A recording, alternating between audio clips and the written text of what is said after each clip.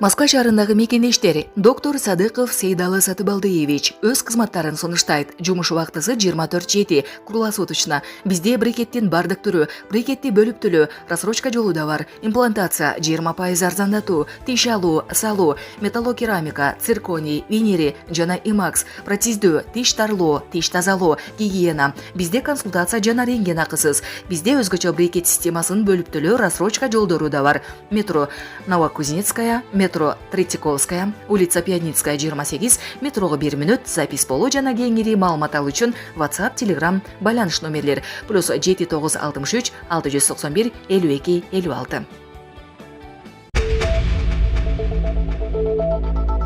Бөрк ал десе баш алгандар. Депутат Алайдын 3 айылында үйлөрдүн 90-95% бузулуу алдында турганын айтты.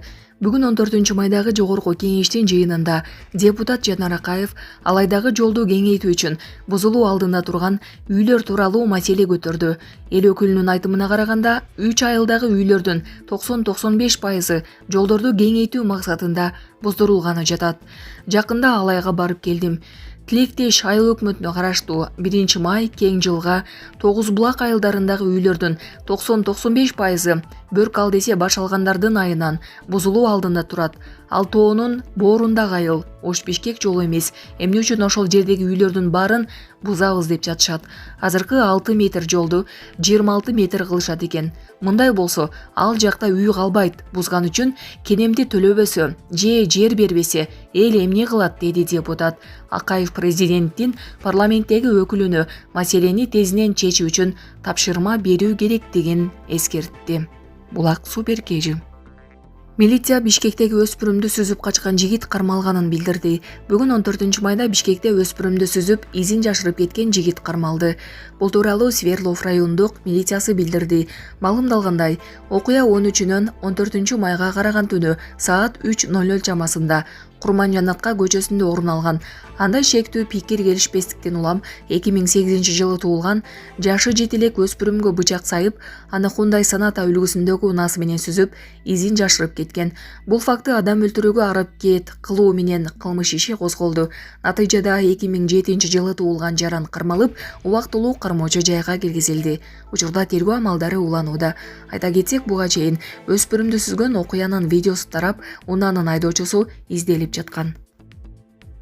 Орусиянын кара тизмесинен 4000 кыргызстандык мигрант чыгарылды.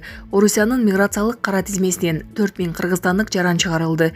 Бул тууралуу эмгек социалдык коргоо миграция министринин орун басары Бакыт Дарманкул уулу биринчи радиого маек берип жатып билдирди. Анын айтымында, жакынкы күндөрдө дагы 36 000 адамдын кара тизмеден чыгарылышы күтүлүп жатат. Тизмеден чыгуу үчүн жарандарда банктык карыз же медициналык жактан себептер болбошу керек. Орусиянын миграциялык кара тизмесинен 4000 кыргызстандык жаран чыгарылды. Азыр жалпы 70 000 кыргыз жараны кара тизмеде.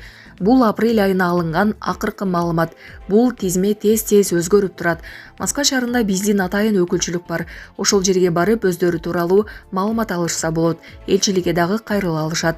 Эң жеңил жолу өздөрү тууралуу маалыматты Мигрант Кейжи сайтынан текшерип алышса болот, деди министрдин орун басары. Тажикстан соц тармактарда лайк баскан үчүн кылмыш жоопкерчилигине тартуу жоюлду.